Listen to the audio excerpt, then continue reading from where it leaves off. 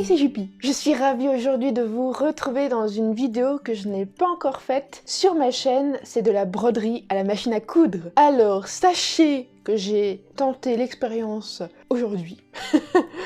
J'ai essayé aujourd'hui, ça faisait longtemps que je voulais essayer. Si vous êtes abonné à mon compte Instagram et que vous avez un petit peu remonté dans le temps, vous avez peut-être constaté que j'ai fait de la broderie à la main, que j'aime beaucoup ça et que pour moi la broderie c'est vraiment un art que j'adore et que je considère un peu comme une thérapie, autant que le dessin et tous les arts vraiment que je trouve stylés, oui, faut le dire.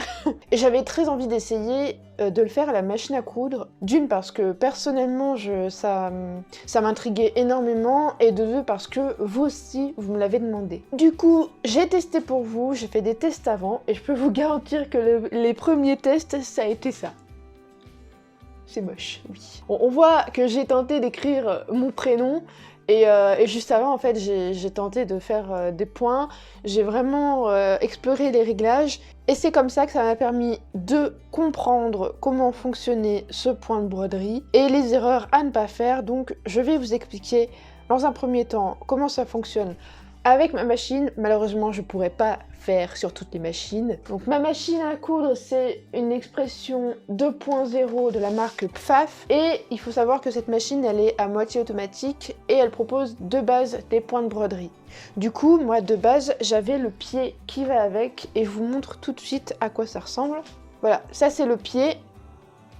Et en fait, le pied, sur la machine, il se positionne comme ça face à vous. Allez, c'est parti, je vais vous montrer les étapes du matériel jusqu'à la réalisation d'une broderie, donc de votre première broderie sur la machine à coudre. Alors par contre, un truc, cette vidéo est un test, je ne sais pas du tout ce que ça va donner à la fin de la vidéo, si ça va être un gros fail ou pas, si... voilà.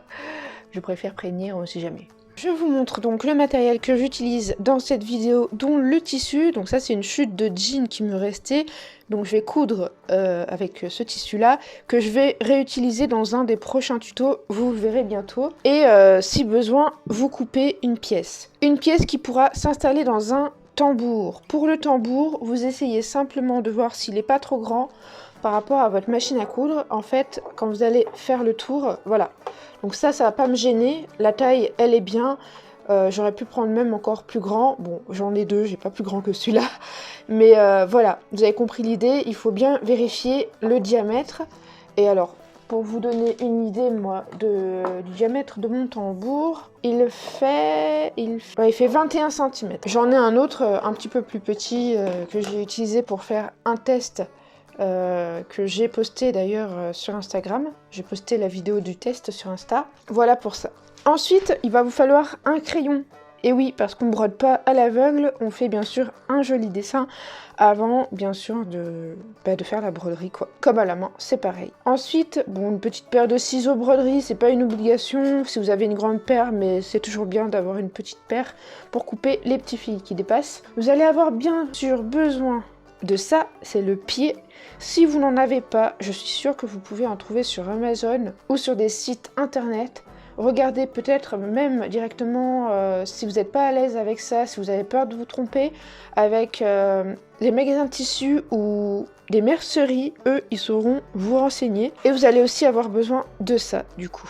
Donc, c'est le moment d'installer le pied presseur pour le point libre broderie de votre machine. Donc pour commencer, on n'allume surtout pas la machine à coudre et c'est peut-être même mieux de carrément la débrancher, on sait jamais. Le principe du point libre, c'est que du coup la grille d'entraînement, il faudra l'abaisser dans un premier temps, d'accord? Donc elle ne servira absolument à rien. Normalement, vous avez un petit bouton, alors moi c'est celui-là, ça me permet d'abaisser la grille et de la surélever en fonction de ce dont j'ai besoin. Là vraiment il faudra l'enlever pour faire ce type de point, donc la broderie avec la machine à coudre. Tant que j'y suis, au niveau du matériel, pour le fil, c'est du fil bien sûr de machine à coudre, mais c'est du fil qui est quand même de bonne qualité. Je vous recommande d'avoir un fil qui est bien costaud, en polyester, pour pas que ça casse et pour pas que ce soit très gênant quand vous allez broder avec. Et si, comme sur ma machine, vous avez le double entraînement, donc c'est ça en fait, ça s'installe ici et ça permet d'entraîner le tissu beaucoup plus rapidement Et notamment quand vous avez des grosses épaisseurs de tissu comme du jean. Voilà, c'est ça le double entraînement. Pour les grosses épaisseurs et pour attraper correctement le tissu en dessous, vous savez, le tissu qui a du mal à passer derrière. Ça, on l'enlève, d'accord? On n'en a pas besoin. Je vais donc installer le pied presseur. Alors, je ne sais pas si vous voyez, mais à l'arrière, j'ai un trou ici et j'ai une petite vis au-dessus. Eh bien, il me suffit d'installer comme ceci. J'ai une sorte de petite vis derrière le pied presseur et j'installe tout simplement comme ceci. Voilà, vous voyez, il est ressorti par là. Je vais vous montrer de face, sachant que j'ai cette partie-là en fait quand je soulève, vous voyez, ça soulève mon pied. Hop, donc que je tire et que je positionne à l'arrière. Voilà. Je vous montre sous un autre angle encore. En fait, je sais pas si vous avez vu, mais ici, j'ai ce qui sert en fait de vis pour mon aiguille de machine à coudre. J'ai le bout de plastique qui est derrière en fait. Et en fait, quand ça va descendre et monter, regardez bien le mouvement que ça fait. Voilà. Quand ça descend, en fait, ça abaisse mon pied et ça plaque en fait le pied contre ça là. Désolée, je trouve pas mes mots. Et puis quand je remonte, voilà, ça le soulève. Sachant que je n'ai pas abaissé mon pied presseur. Il ne faut pas l'abaisser le pied presseur. Il faut laisser faire le pied qui est fait pour ça. Voilà. Donc une fois installé, je serre bien la vis, c'est important. J'enfile mon aiguille avec l'enfilage facile pour ma part. Ça, c'est trop cool. Je passe quand même mon fil à l'intérieur là du pied, comme ça tout est prêt. Hop.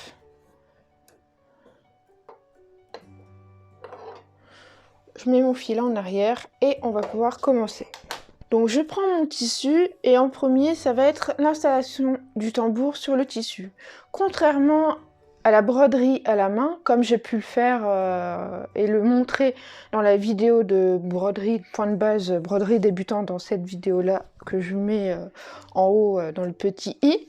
Là, ça va être l'inverse au niveau de la pose du tambour. C'est-à-dire que là où il y a l'ouverture, il va falloir le glisser sur l'envers du tissu, en dessous. Voilà. Et ensuite, je viens déposer ça à l'intérieur. Comme ça. Et je vais quand même bien tirer sur les côtés afin que mon tissu soit bien tiré. Hop. Voilà. Il faut vraiment qu'il soit bien tendu. Hein. Et ensuite, on va prendre le petit outil et on va resserrer correctement le tambour. C'est important de vraiment le serrer avec l'outil, ce sera plus facile qu'avec les mains d'une part.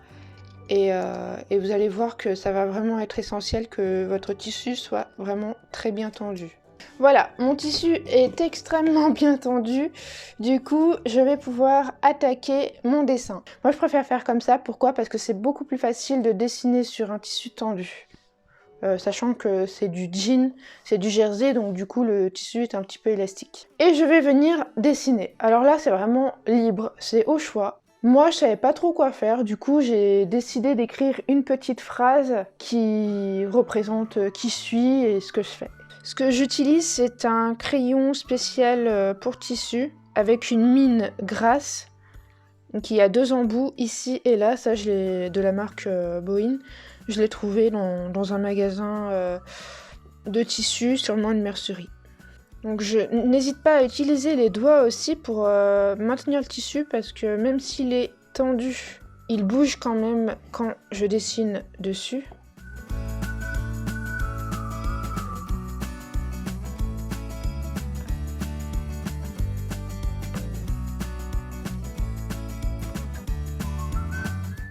Voilà, j'ai écrit ça, je m'appelle Jupi, je suis youtubeuse et styliste. J'aurais pu mettre aussi couturière, mais bon.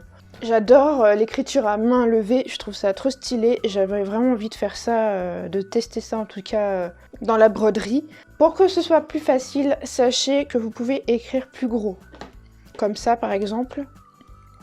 Voilà, ou en grand format comme ça. Idéalement, essayez à ce qu'il y ait le moins d'écart possible entre les lettres, comme une écriture manuscrite, pour éviter d'avoir des coupures en fait et de devoir à chaque fois décaler l'aiguille. Voilà, plus il va y avoir de mots, plus il va y avoir de petites phrases et plus ça va être difficile, en tout cas pour mon cas aujourd'hui. Le but c'est de toute façon de vous montrer comment ça fonctionne à la machine à coudre. Donc comme je vous le disais, première chose pour que ça fonctionne, c'est bien d'avoir le pied presseur, d'enlever la grille d'entraînement et le double entraînement derrière si vous en avez un. Ensuite, c'est de vérifier que la canette soit bien enfilée, d'une part, et deuxième chose, c'est qu'elle soit bien posée dans le boîtier de canette. Donc, pour ma part, voilà comment il se pose. Déjà, moi, il a un sens. Je vais rapprocher la caméra. Voilà, donc moi, mon boîtier, il a un sens, et surtout, j'ai un petit crochet ici en métal que je dois absolument insérer, sinon mes points en dessous seront pas jolis du tout, et ça, pour la broderie, ça tue. Voilà, je sais pas si vous avez réussi à voir, mais en gros, le fil, il est passé là-dedans. Ensuite, je passe mon fil dans le petit crochet, et ici, c'est un coupe-fil, je l'insère, je pose hop, le bout de plastique, ou le couvercle, comme vous voulez, et je tire. Au niveau du serrage du fil, ça reste dans une moyenne, hein, c'est classique. Voilà, moi je l'ai mis sur 5. Ensuite, au niveau du point, vous avez la possibilité d'utiliser 2 points. Soit le point droit, soit le point zigzag. Donc, sur votre machine, vous avez du coup laissé lever le pied presseur et vous avez aussi la possibilité de le soulever comme je viens de faire ici. C'est ce qu'on va devoir faire pour installer du coup le tambour sur la machine. Parce que là, si j'essaye de le passer comme ça, eh bien justement, ça passe pas. Du coup, il faut bien que je le soulève et puis ça devrait pouvoir passer. Voilà. Alors, il y en a qui... Moi, j'en avais un là. J'ai essayé tout à l'heure avec celui-là, qui était quand même beaucoup moins large du coup que le gros. Donc, à noter aussi, pas prendre du coup un tambour trop large. Ensuite, je vais poser mon travail face à moi. Parce que moi, je préfère vraiment concentrer sur le dessin, que ce soit joli et surtout que ça ressemble quand même à quelque chose. Donc, je pose face à moi, voilà, et je rappelle de ne pas baisser le pied presseur.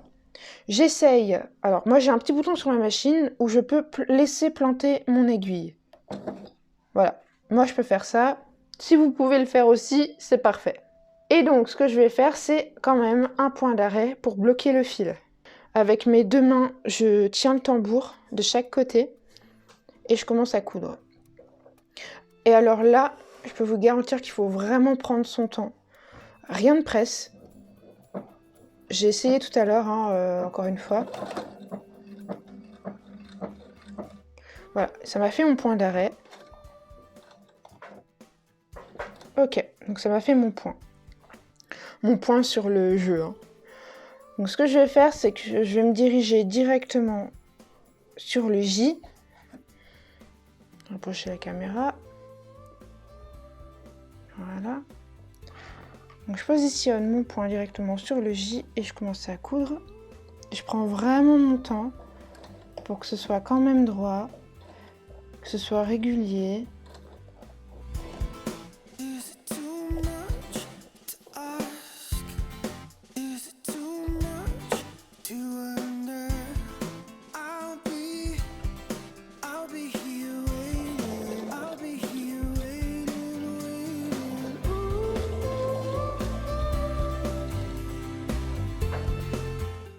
Voilà, et je pense que, franchement, là, quand j'arrive au bout, c'est pas la meilleure des solutions, le point droit. Du coup, vu ce que je vois là, je vais tout de suite arrêter et je pense que je vais faire directement au point zigzag. Non mais parce que là c'est vraiment trop moche, j'aime pas du tout. Ça fait pas beau. Ok, deuxième essai, j'essaye avec un point zigzag, alors assez serré, ou donc 2 en largeur et 1 en intervalle. Et on va tester tout de suite. J'espère franchement que je vais y arriver parce que sinon ça va pas le faire. Je vais rester sur un échec aujourd'hui. Il y a des jours comme ça. Hein. Je vous rassure, il n'y a pas que vous hein, qui galérez en couture. Moi aussi ça m'arrive. Et c'est chiant.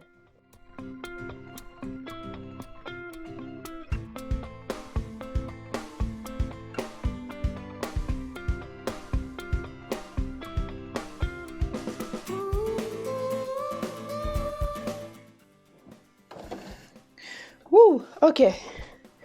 Alors, j'ai tenté de refaire le truc et c'est quand même beaucoup mieux. Donc en fait, en gros, je vous explique, je viens de couper mon fil. Ici, j'ai démarré par un point d'arrêt. Et puis, alors j'ai commencé, j'ai vu que ça avait fait des trous, du coup j'ai encore plus serré mon point. Alors qu'est-ce que j'ai changé? Ah non, j'ai pas changé. Ouais, bon, je préfère le changer. Et du coup, donc j'ai commencé par faire le J. Je suis redescendue pour rattraper ce que j'avais, parce que ça faisait moche. Puis je suis remontée et ensuite j'ai fait le J comme ça. Et j'ai continué à faire le E. Arrivé au bout, j'ai pas fait de point d'arrêt, j'ai plutôt insisté et je suis repartie en arrière. Et ensuite j'ai coupé mon fil afin que ça me fasse en fait un nœud comme le point d'arrêt quoi. Et du coup ça a plutôt bien marché. Donc je vais continuer et puis vous allez apprécier ça à travers la vidéo. On se retrouve dans quelques instants une fois que j'aurai fait au moins 1 ou 2 mots complets.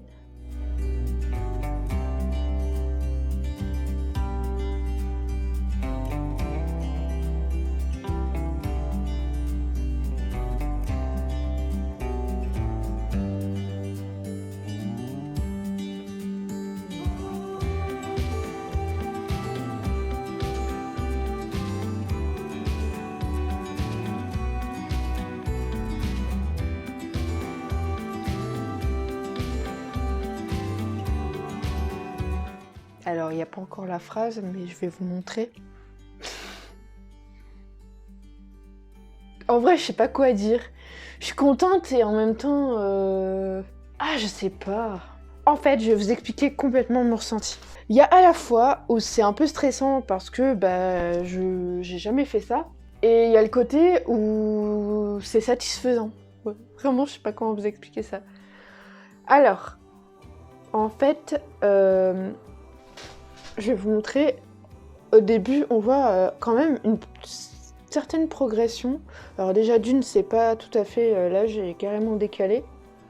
Et j'ai l'impression que plus on se rapproche d'ici et mieux c'est. Je sais pas ce que vous en pensez mais j'ai le sentiment en fait que plus ça va être de façon naturelle, un peu comme on écrit. Moi en vrai j'écris vraiment comme ça. Hein. Je préfère vous l'expliquer, c'est juste que j'ai vraiment pris mon temps pour faire de belles lettres. Et en fait, j'ai l'impression que plus ça va être fluide, comme vraiment une écriture très manuscrite, et plus ça va être sympa.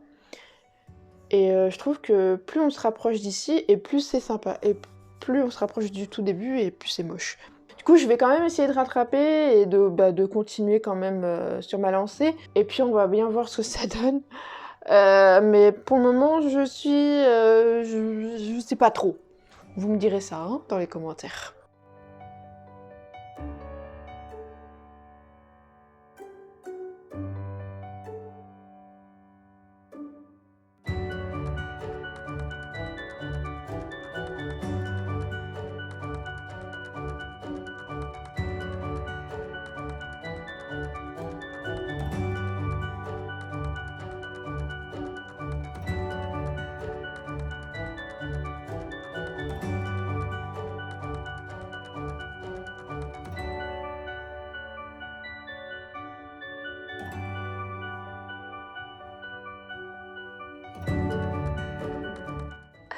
C'est pas droit. Rassurez-moi, dites-moi que c'est pas trop moche. Dites-moi que c'est juste pas trop mal. Non, en vrai, pour être très objective, ça passe. Faut juste un peu d'entraînement, mais ça passe. Je vais juste modifier ça là.